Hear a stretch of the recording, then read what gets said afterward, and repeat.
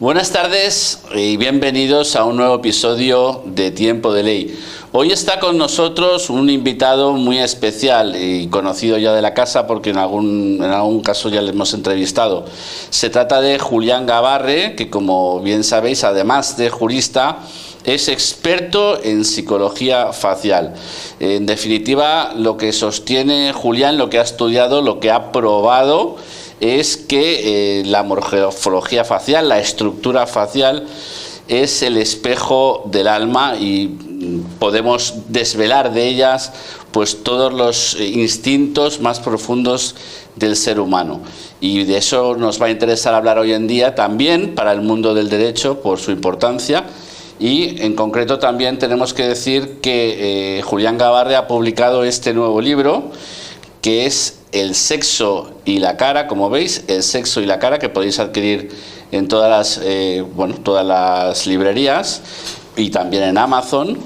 Y lógicamente pues es un aspecto que ha desarrollado todavía más en este libro, pero en realidad su libro principal es Psicología Facial. Ahí viene todo, pero de alguna manera ahora ha creído conveniente desarrollar más una parte de ese libro, que en concreto es El sexo y la cara, que como veremos también tiene sus repercusiones para el mundo del derecho, pues que como sabemos todos existen los delitos contra la libertad sexual y otro tipo de delitos que tienen que ver con en definitiva la posibilidad de analizar esos rostros y ver la posibilidad, la susceptibilidad de si esa persona ha podido o no hacer ese tipo de delitos, ¿no? Julián, muy buenas tardes. Lo primero, bienvenido a Tiempo de Ley. Buenas tardes nuevamente, Jorge, y gracias por invitarme y también hablemos un poquito de este nuevo libro. Pero la psicología facial es aplicable a todos los elementos y a todos los seres humanos en toda su problemática. Recordemos El sexo y la cara, que veis que es en definitiva, como bien dice Julián, políticamente incorrecto, porque efectivamente no es así. Incluso para todos os puede servir, incluso para vuestras relaciones personales, de pareja, etcétera, porque realmente pues enseña muchas cosas, ¿no? Y son curiosas todas, pero son comprobables y que efectivamente son realidad. Lo que me interesaría para empezar, Julián, es que viéramos cómo nace todo esto, cómo te nace toda esta sabiduría. Creo que esto empieza en Francia, sí, los conocimientos, pero cómo tú los traes a España. Bueno, yo inicié una formación en lo que se llama la psicología facial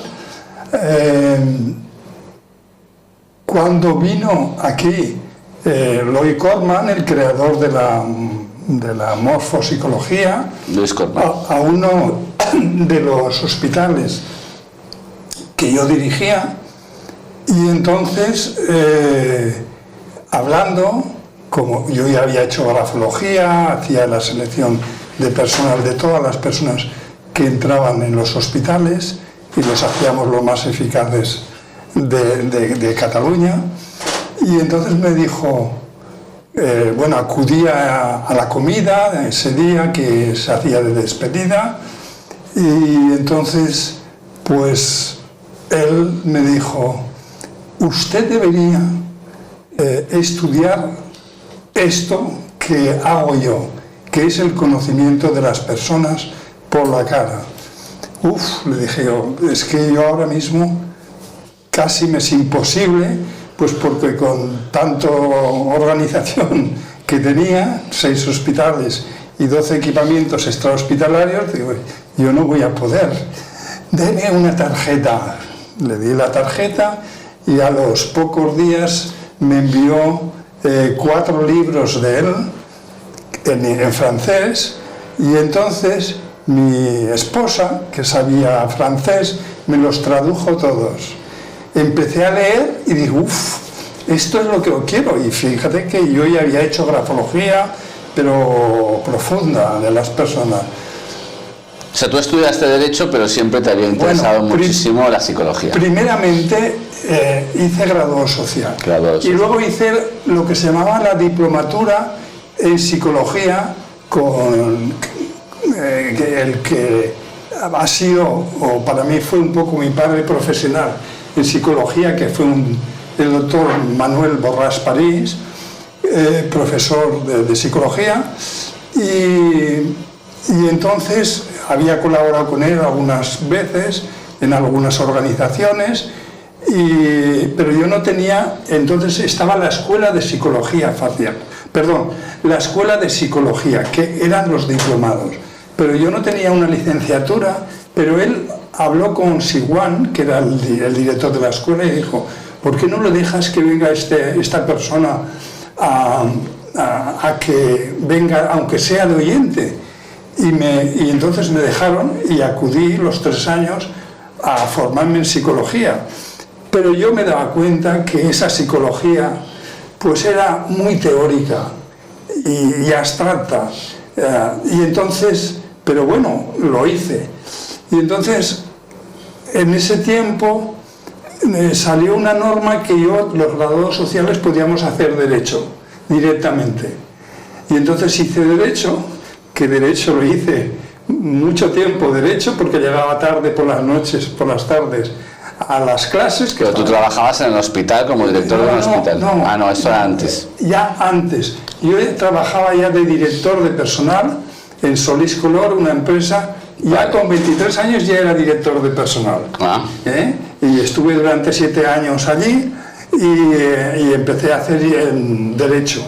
Luego, a los 30 años, pues ya me incorporé al grupo hospitalario, que estuve durante 3 meses de director de personal, y luego ya me hicieron pues la persona que coordinaba todos los hospitales, pero en todas las facetas de negociación con los hospitales, con los ¿cómo se llama? Con los consellers de bienestar social y con Trías, que era ahora no me sale, el conseller de sanidad. Entonces estamos en el punto en que coges toda esta información que te da Corman y entonces aprovechas que eres director del hospital para estudiar a tus propios pacientes. Lo estuve probando durante 18 años, bueno, 18 años no, pero sí 12 o 13 años en los hospitales, y me iba dando cuenta de cuando me equivocaba en alguna cosa, enseguida me daba cuenta el porqué, y eso era una fuente de sabiduría inmensa. Entonces dije, ahora lo voy a probar. ¿Y qué hice? Pues ver rostros con una zona emocional importante y rostros con una zona emocional reducida, la más pequeña. ¿Qué partes habría en la cara? Esta sería la parte emocional, nariz y pómulos, ¿no? Y pómulos. La parte ojos y frente sería la parte cerebral. Esa es la parte cerebral y la parte instintiva. Las necesidades instintivas. Entonces, claro, si la persona tiene una zona emocional pequeña, yo veía que esas personas eran poco colaborativas en nada. Y es más, poco empáticas y poco con nada de empatía. Sus intereses son instrumentales. Si hacen algo, lo hacen por interés. Y entonces esas personas, bueno, y entonces otras con los pómulos grandes y la nariz suficiente. No tampoco excesivamente grande, pero sí suficiente. Y entonces, en relación, metíamos los goniones y los cigiones con unos compás de regla que había para ver las anchuras, y luego también les hacíamos unos test psicotécnicos, concretamente uno, el test de ARE, que se llama, que es el que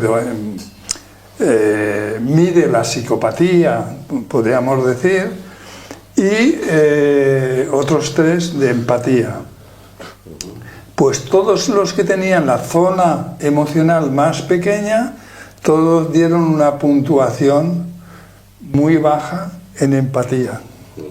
Y todos los que tenían la zona emocional grande dieron totalmente todos mucha empatía. Pero es que además A los que no tenían empatía les decíamos que queríamos hacer unas pruebas y todos decían que no querían colaborar. No obstante, cuando les decía que después que habían dicho que no, que les daríamos 150 euros por venir media hora a hacerle las mediciones antropométricas, el test de ARE y 2 o 3 más, y los jueces, que había 3 jueces para evaluar también visualmente,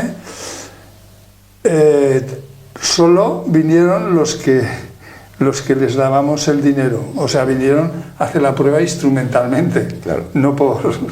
También hiciste una prueba con una comisaría de policía, ¿no? Sí, con el jefe de la Policía Científica de Barcelona, sección fotografía, que me llamaron y estaba allí, bueno, fui allí y me pusieron las fotografías de 10 delincuentes para ver y saber qué tipo de delitos habían cometido esas 10 personas. Bueno, pues no me equivoqué ninguna, dije qué tipo de delitos habían cometido y por qué los habían cometido. Otra prueba científica. Otra prueba científica, totalmente, pero es que también hemos hecho otras pruebas de los que son de la frente muy inclinada y la frente vertical, como unos son más impulsivos y otros son más controlados, los que tienen capacidad de prever lo inesperado y los que no lo tienen. Claro, entonces querría hacer muchas más pruebas para ver si con los libros que vendo gano más dinero, porque yo no quiero ser el más rico del cementerio. Quiero ser rico por haber dejado algo en la posteridad. En la posteridad, que es tan grande que es lo que podría cambiar este mundo. Porque elegiríamos bien a nuestros representantes políticos, a los jueces también. Vamos un poco a eso. Ética. ¿Por qué crees que para el mundo del derecho podría ser importante el conocimiento de la psicología facial? Mira, primeramente, para que los que tienen que elegir a los jueces y descartarlos, decir quiénes tienen sentido de la justicia y ética. O sea, sería un filtro adicional a la oposición. Total.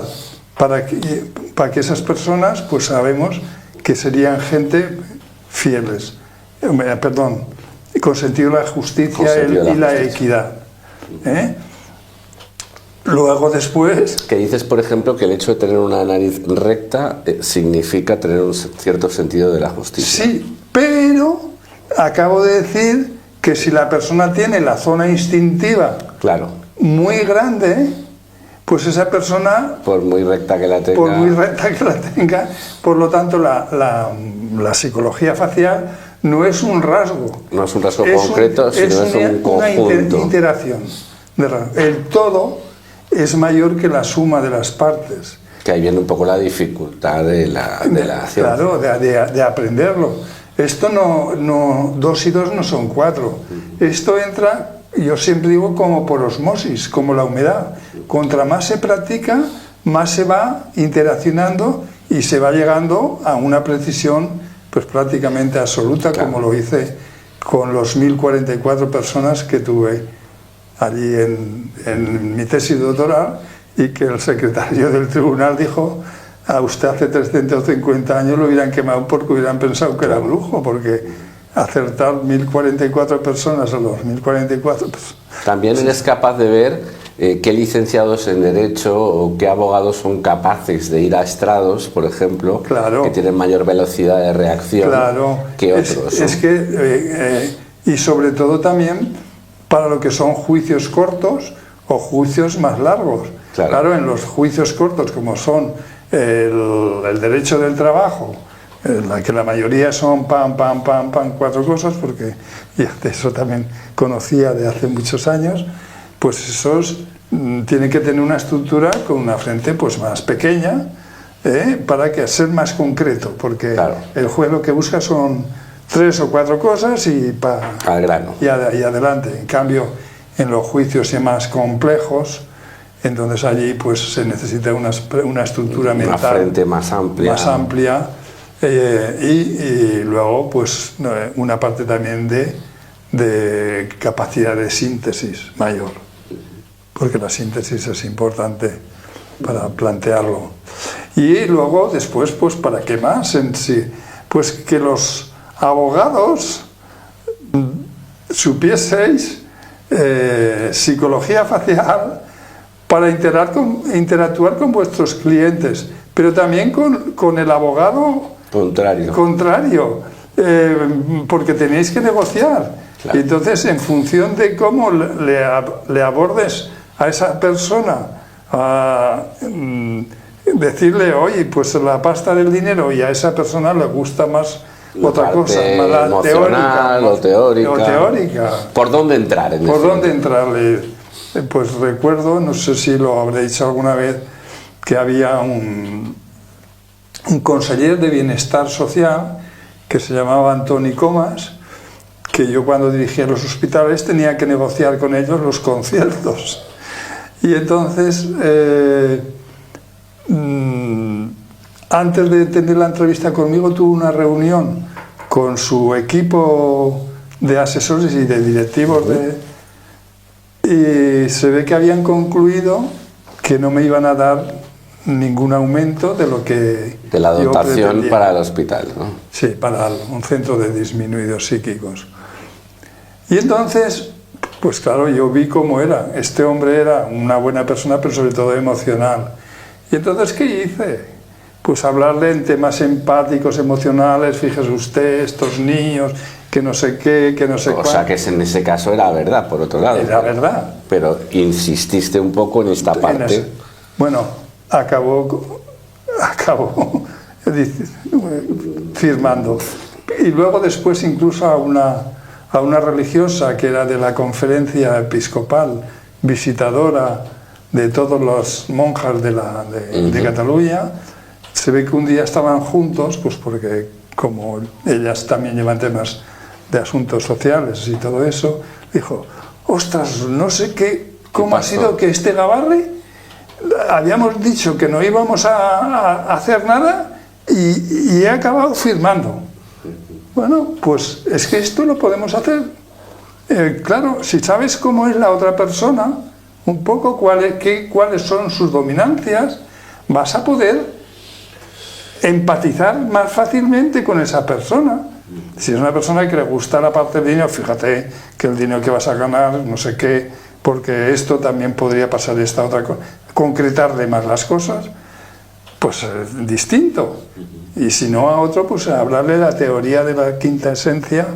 Respecto de la delincuencia, dices que claro, que es muy difícil porque todos en un momento determinado pudieran ser un delincuente, pero sí puedes descartar en un porcentaje muy alto aquellas personas que son incapaces de cometer determinados delitos. Bueno, hay en mi libro, Psicología Facial, pongo las fotografías de dos personas que estaban acusadas las dos de cometer una violación. Y yo dije, esta de ninguna manera, y esta otra podría ser. Pues en una rueda de identificación se llama, correcto, de reconocimiento. De reconocimiento, la violada identificó a una de esas dos personas que no coincidía en nada con la que la había hecho. Y entonces yo dije, de ninguna manera, pero no, yo no intervenía en ese juicio. Claro. Yo los vi porque salieron por la prensa y demás, ¿no? Que lo juzgó Margarita Robles. Bueno, pues juzgaron al que no lo había, condenaron al que no había hecho nada y estuvo 13 o 14 años en la cárcel, que ha salido hace poco. Y porque al final se demostró que había sido el otro. Entonces allí, o por ejemplo, yo recuerdo a uno de la provincia de Huesca, de donde soy yo, que mató al alcalde del pueblo.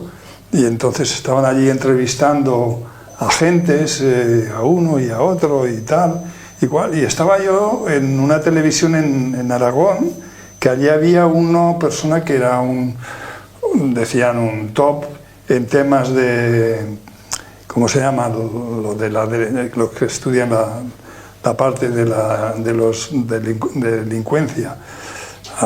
Criminología. Criminólogo, era un top. Y entonces estaban hablando y yo dije, no, será este.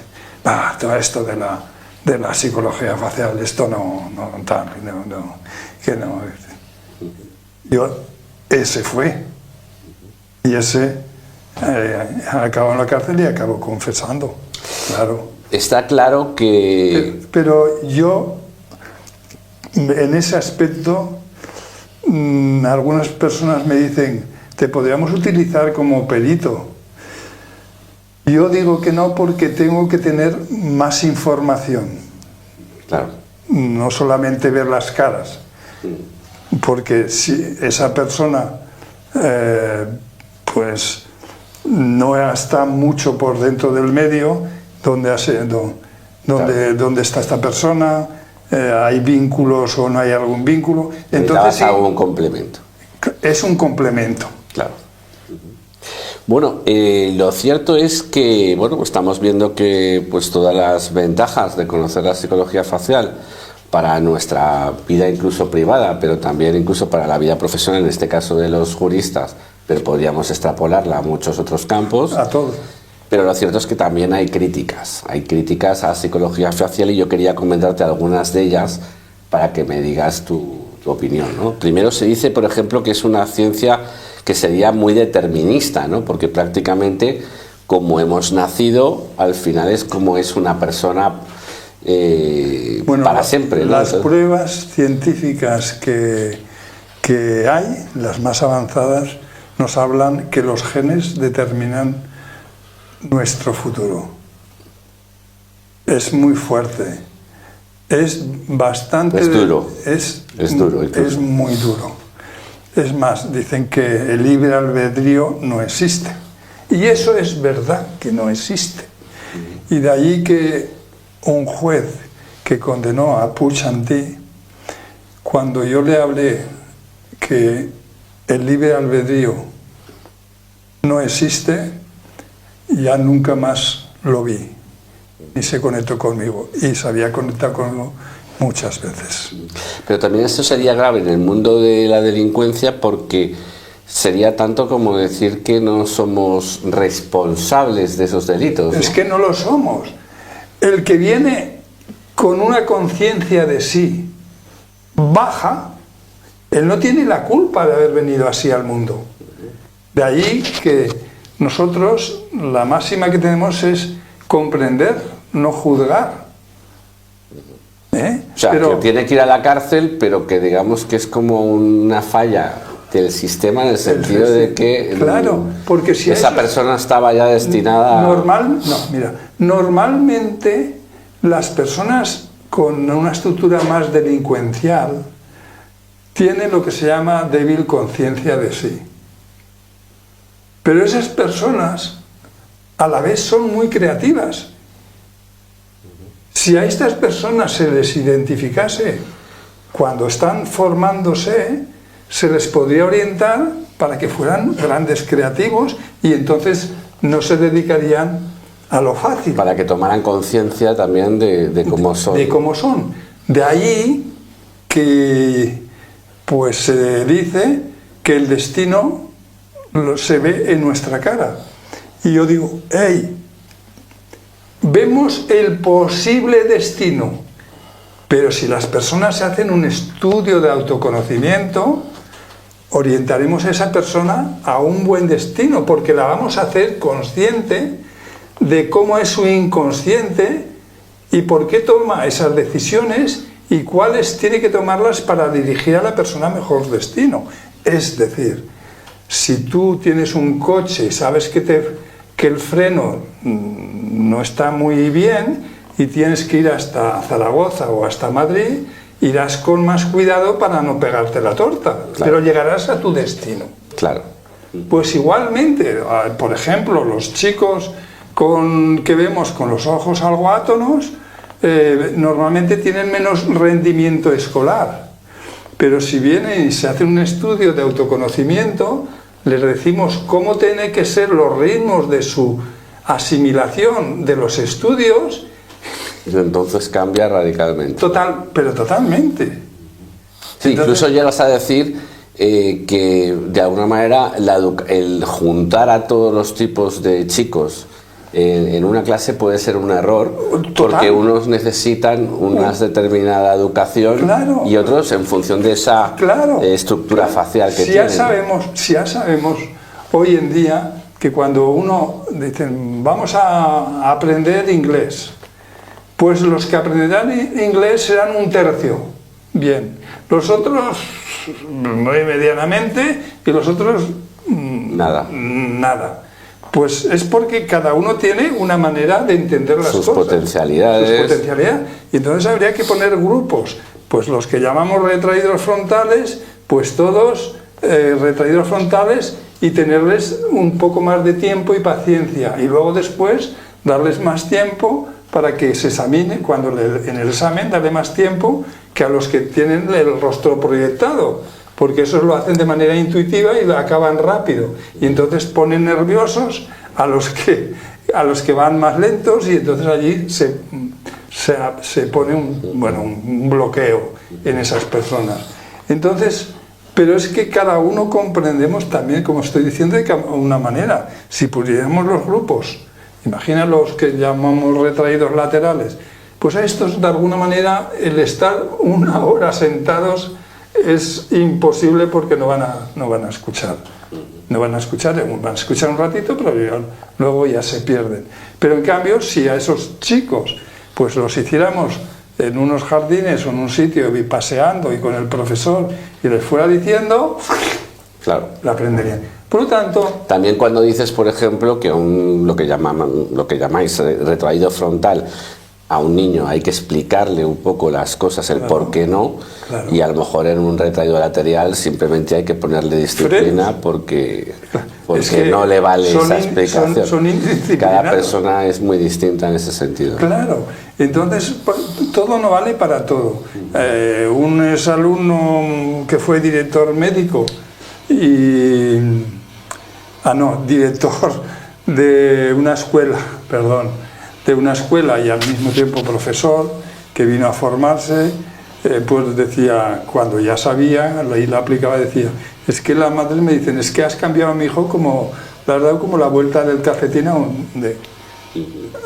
la persona, porque les habla en la longitud de onda que a esa persona le gusta que le hable, y entonces te lo ganas, y a partir de ese momento esa persona se implica. Hay una crítica también que surge desde el punto de vista, desde el campo académico y corporativo, ¿no? Los psicólogos, los psiquiatras. ¿Qué tienes que decir a esas críticas? ¿Que pues quitarías el trabajo si se demostrara o si se aceptara esta...? Si se aceptara, claro, no se puede aceptar de momento en todo porque no hay... Pero se tendrían que formar.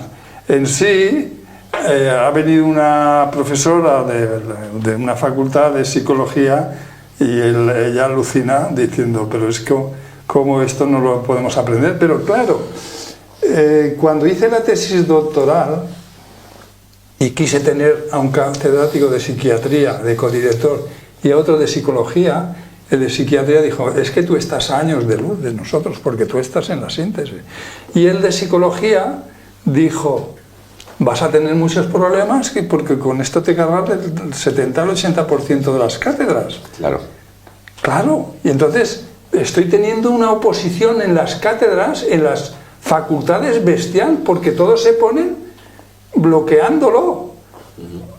Entonces esto es un desastre, pero claro, también... Incluso para los psicólogos, piensa que yo en una consulta se ha acabado, le digo lo que tiene que hacer la persona, le hago consciente y la persona luego después dice, hay un antes y un después en mi vida. Porque dices que los test estos de... Y hay otra cosa, es decir, todas las investigaciones que se hacen con test psicotécnicos, cuestionarios y entrevistas. Entonces la persona contesta conscientemente. ¿Tú te refieres a la selección, por ejemplo, de personas? No, a la selección o para hacer una investigación. O para hacer una investigación. Científica. Y entonces contestan conscientemente. Pero hoy sabemos que es el inconsciente el que toma el 98% de nuestra... Por lo tanto, se contesta... Estará contaminado, digamos. Hay un sesgo imposible de superar. Ya Jung ya decía que el cientificismo que se ha introducido en las universidades es una aberración porque la persona es más que números. O sea, ya lo decía. Pero claro, se han apegado allí para darse una autoritas que no la tienen porque no curan a nadie. Yo cuando estaba en los hospitales, yo ya me daba cuenta que no curaban a nadie, solo daban medicación para contenerla. Pero cuando la medicación pasaba... Para aplacar de alguna manera pasaba, los efectos. Otra vez había el brote de la persona. En cambio nosotros, que yo ya llevo 57 personas, 87 personas que han venido a la consulta bipolares para ver qué podíamos hacer y han venido más de 87, pero esos 87 personas se les ha curado la bipolaridad cuando dicen que la bipolaridad no se puede curar. Y además sin medicación. Con lo cual... Simplemente cambiando un poco la estructura facial. La estructura facial. La facial y la... Bueno, facial toda, exactamente. Cambiando la estructura... Hay algunas partes que son mínimamente modificables. No todo, evidentemente. No todo, no, por Dios.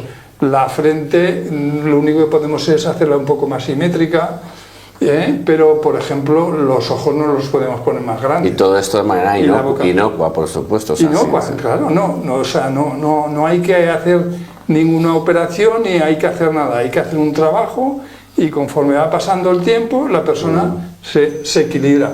Porque a través de lo que yo llamo estimulación retrógrada del rostro al cerebro, el cerebro también se modifica. Claro. Y si modificas el cerebro, modificas la función también. Claro. Y esto no se sabe en las universidades. Claro, muchos oyentes o gente que nos está viendo ahora mismo pues, por el canal pueden decir, bueno, y esto, pero de ahí un poquito la reflexión que se les hace o que se les puede hacer, es decir, pensad que de una manera también intuitiva, todos los humanos llevamos miles de años interpretando caras, es decir, cuando vemos una cara nos comunica cosas. Lo que has hecho tú es estudiar y sistematizar y explicar lo que ya de intuitivo nos sale a todos, ¿no? Cuando vemos a alguien. Exactamente. Vemos cómo el rostro y el cerebro están interconectados con sus nervios de una manera directa, sin pasar por la médula espinal, van directos del cerebro al rostro, cosa que no pasa en otros... O sea que cuando a alguien nos da mala espina a la cara de una persona, casi siempre obedece a algo, en muchos casos. A veces, pero no siempre. No siempre. Porque no somos expertos. Claro, precisamente por falta de expertos. Pero seguramente algo hay. San Ambrosio ya decía que cuando a una persona le vemos la cara, empezamos a conocerle. Claro. Es que, como tu cara no vas a ser tú. Claro. Ahí lo que se dice también de que la cara es el espejo del alma. Es que lo que he confirmado, y para mí es la mayor satisfacción de mi vida, es que he confirmado que la cara es el reflejo del alma de cada uno. Y esto es lo más grande que me ha podido pasar. Es bueno. Bueno, vamos a entrar ya en tu último libro, que por cierto, ¿qué tal va? ¿Cómo va? La cara y el sexo, ¿no? El sexo y la cara. Bueno, pues va bastante bien y... ¿Qué has pretendido de alguna manera ahí? Bueno, lo que he pretendido buscar es que las personas, esto lo deberían saber cuando ya tenemos 16 o 18 años, porque entonces nos equivocaríamos menos en elegir a nuestra pareja. Y al mismo tiempo nos comprenderíamos mejor, porque O sea, la complementariedad, ¿no? Lo que haremos sería ver que necesitamos complementarios, pero no muy complementarios. Claro. Porque si no, eso luego lo que nos hace es que nos destruye. Claro. Y entonces tenemos que ver que tú eres de una manera y yo soy un poco de otra. La compatibilidad. Y yo tengo que acercarme a ti y tú tienes que acercarte un poco a mí. Es decir, si a ti te gusta ir a esquiar, pues, y a mí me gusta estar en casa, pues yo voy a ir contigo 2 fines de semana a esquiar y luego te vas a quedar 2 fines de semana en casa, pues porque yo también necesito ser yo. Pero hay personalidades que serían ya incompatibles, ¿no? Sí. Cuidado Bueno, con él. Incompatible. Bueno, luego están las personas que tienen el sentido de la fidelidad y las personas que no tienen el sentido de la fidelidad. O las personas que tienen muchas necesidades sexuales y otras no las tienen. Y entonces, pues claro, eso es una galimatías que si no se entiende, pues lo que pasa es que se destruyen las parejas. Y luego después, y quien lo sufren también son los hijos. Entonces, los delincuentes sexuales o los delincuentes contra la libertad sexual, de alguna manera también tienen una una estructura facial determinada. Sobre todo con débil conciencia de sí. Débil conciencia de sí sería lo Claro, porque eso se ve en los ojos. En los ojos y luego después en la parte instintiva y si hay control o no hay control. Se puede ver. Se puede ver esa tendencia. Esa tendencia. Bueno, por tanto, digamos que la conclusión sería para todos que este libro lo deberíamos leer todos y todas, porque así comprenderíamos mucho más las cosas. Un señor de 70 años que ha leído el libro ya tiene poco recorrido. Tres veces, dice, qué bueno que por lo menos se ha aprendido bien. Vale. Pero le hubiera servido más, le hubiera servido más con 20 años. Con 20 años, claro. Pero nunca es tarde, porque también eso nos va a dar comprensión de por qué nos han pasado las cosas que nos han pasado con nuestra pareja o con nuestras parejas. Luego ya hay patologías que tú llamas estructurales, es decir, por ejemplo la psicopatía, ¿no? O sea, claro. Se puede ver la cara de una persona. Es lo que vi en mi tesis doctoral. Es lo que viste. Entonces me imagino que tú estás todos los días viendo la televisión y viendo a determinados gobernantes y ya enseguida discriminas los que tienen esa potencialidad cuanto menos, ¿no? Madre mía. Y más de uno y más de dos de los que vemos todos los días. Por eso digo que este conocimiento debería integrarse en la enseñanza de todos para que luego pudiéramos elegir bien a nuestros políticos, a nuestros jueces, a las personas que tuvieran que mandar. Pero claro, eso, volvemos un poco al determinismo. ¿Cómo vamos a hacer eso a nivel social? Se te echarían encima porque no es políticamente correcto. Eso en el libro pongo. El libro ya lo dices, que no es el sexo y la cara políticamente incorrecto pongo. Pero en este caso también, es una incorrección, lo digo un poco en guasa, pero es lo correcto. La psicología facial, si esto existirá en algún momento, espero, porque cada vez está en este mundo más dominando. O sea, existe, pero tiene que ser reconocido. Sí. Quien está dominando esta sociedad, el mundo, son los demonios, que son las caras de los psicópatas. Las caras de los es la representación del mal. Del mal. Punto. Y entonces, eso, ese alumno. Bueno, yo dije, igual un día escribo un libro que se llame El rostro de los psicópatas. Y una persona, periodista, me dijo, no, que ha venido no se te ocurra que te eliminarían de inmediato. Y dices también que se puede ver la bipolaridad de una persona por su análisis de eso facial, ¿no? Y eso son simplemente pues con mediciones de lo que de su estructura facial, claro, ¿no? ¿Vale? Y consigues revertir de alguna manera los efectos de esa... Los hacemos simétricos, y al hacerse simétricos no hay esos... O sea, son normalmente caras... asimétricas. Asimétricas. Sí. Muy bien.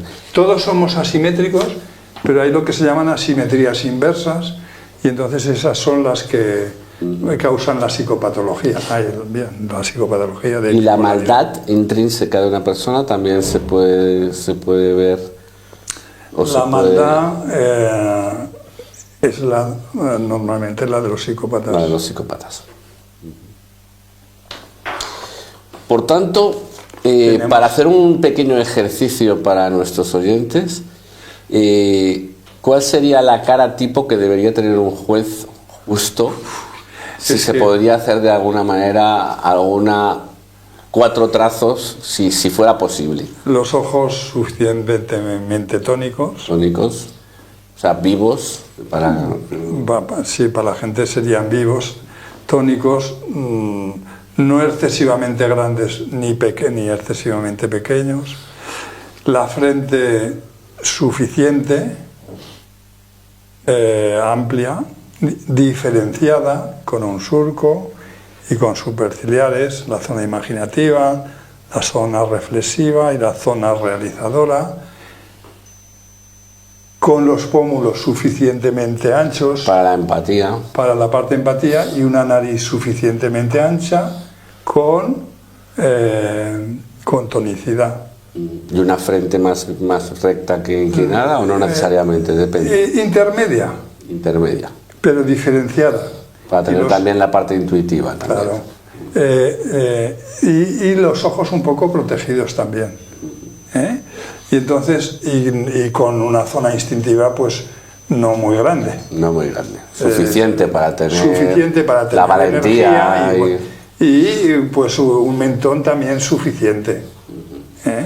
Entonces, y la nariz, como he dicho, pues un poquito carnosa también. Entonces allí, claro, estoy pintándolo. Sí, evidentemente es para hacer un poco un retrato robot, pero que como tú bien dices siempre, hay que analizar el conjunto.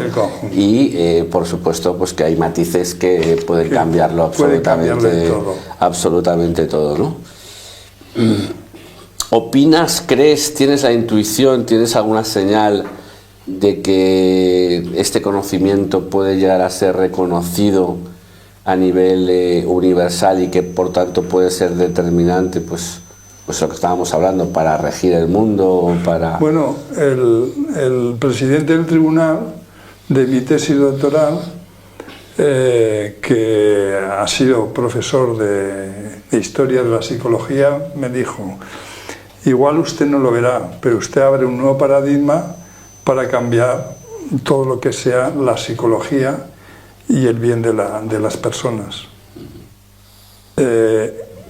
Lo que pasa es que, claro, yo tengo una edad, yo te digo que si consiguiera mucho dinero, pues lo utilizaría la gran mayoría para hacer más pruebas científicas de lo que ya sé, pero ponerlo allí, para decir que allí lo tienen todo, o sea que no, eso sea. Y este sería lo más grande que me podría pasar. Para mí sería, bueno, pues igual yo no lo veré, pero como soy muy perseverante y tengo paciencia, lo cual responde seguramente a tu estructura facial. Claro. O sea, yo me siento, como he dicho siempre, un privilegiado, porque mi historia es otra historia también muy fuerte, ya desde niño, y entonces pues yo solamente puedo dar gracias a Dios, a la divinidad o al azar, que me hizo como me hizo y me trajo al mundo como me trajo. Y porque si no, no hubiera hecho todo lo que he hecho. Sí, porque tú provienes de un mundo totalmente ajeno a la intelectualidad y totalmente ajeno.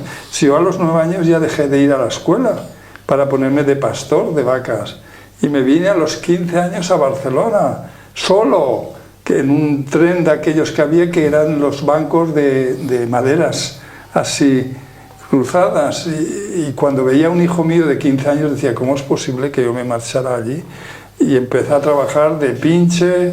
Y así seguiste estudiando, sacaste la carrera de Derecho. Graduado social, Derecho, hice Dirección de Empresas, luego después hice la suficiencia investigadora, también hice la parte de Psicología, pero la hice sin tener acceso oficial, pero fui como... Porque no existía... Porque existía la diplomatura, pero no era para los que eran licenciados.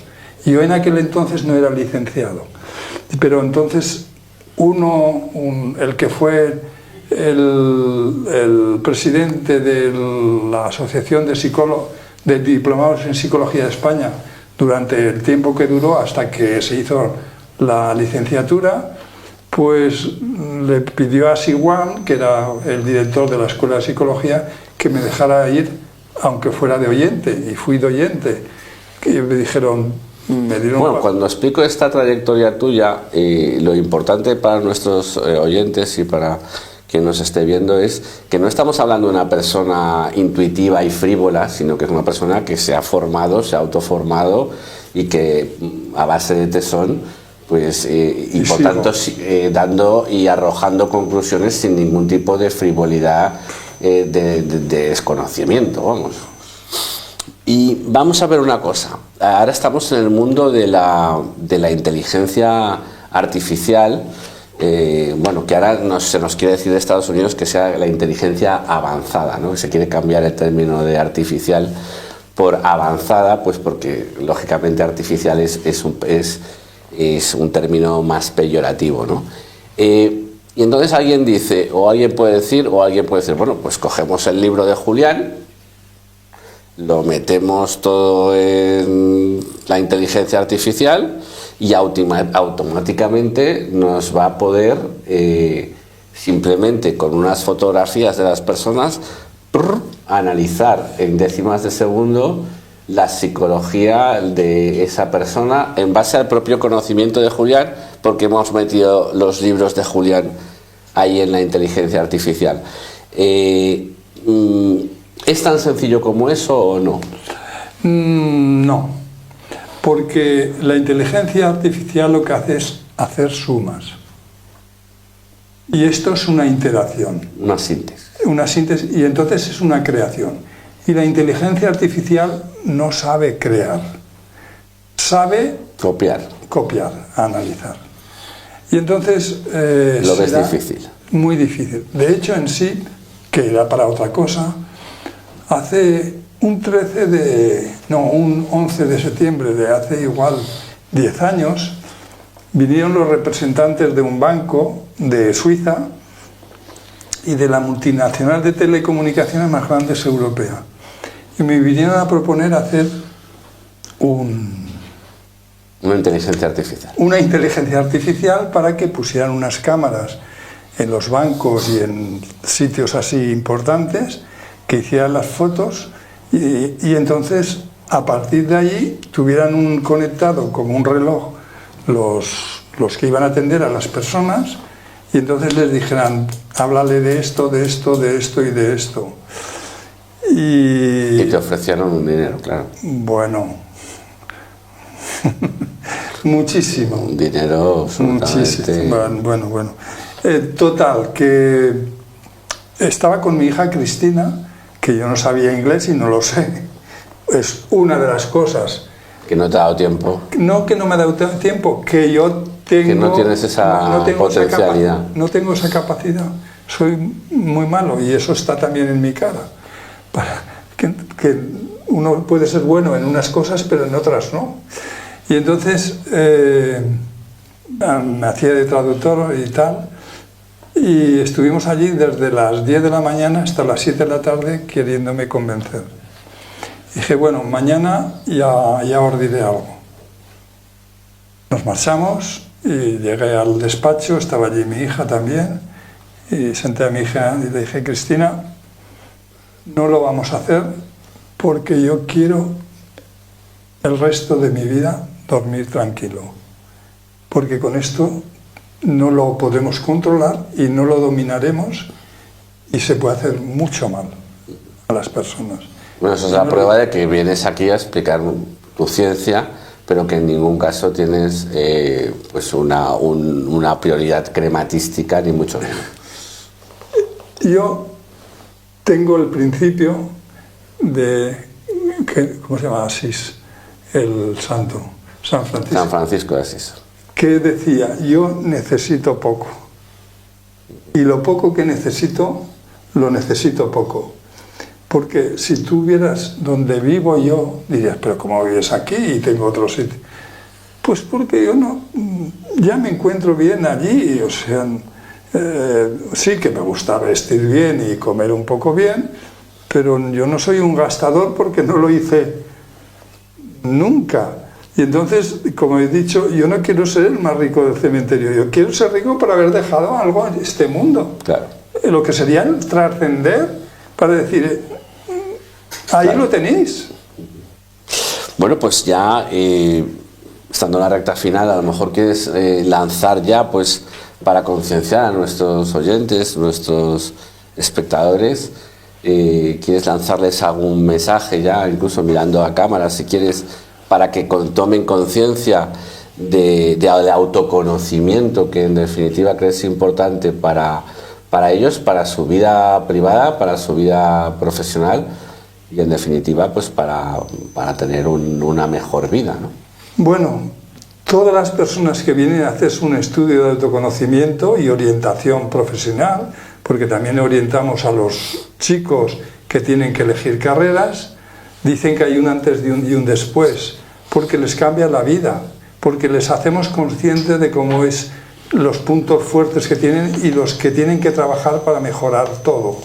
Por lo tanto, este conocimiento es bestial, brutal, y entonces su vida seguro que será mejor, porque como digo siempre, lo que acostumbramos es a tropezar siempre la misma piedra, y de esta manera ya no tropezaremos y dirigiremos a nuestra persona a mejor destino, en todas las facetas de la vida.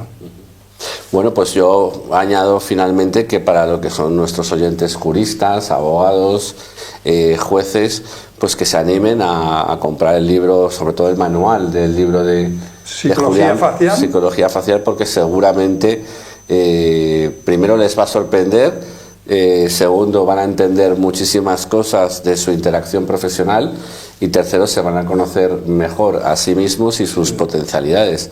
Así que, Julián. Y también el de psicólogo, el de el sexo y la cara. El sexo y la cara, finalmente. Porque allí en el primero no lo toco y aquí lo toco.